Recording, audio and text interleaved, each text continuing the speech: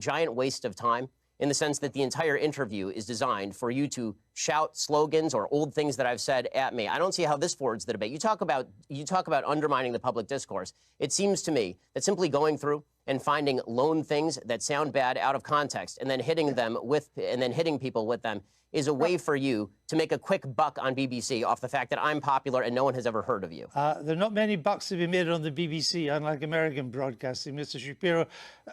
The point I'm trying to make is that your words are hardly designed to produce the consensus and understanding that the book seems to want to produce.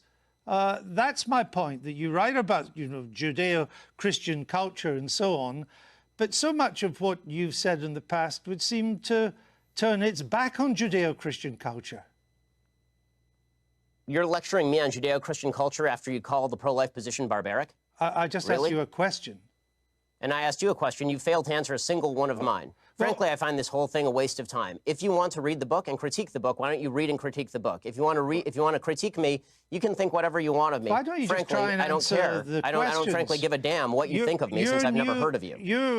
And I've never heard of you until I briefed myself for this. But that's not the issue. You have a new book out. Then why the hell are you interviewing me, sir? It's an interesting book.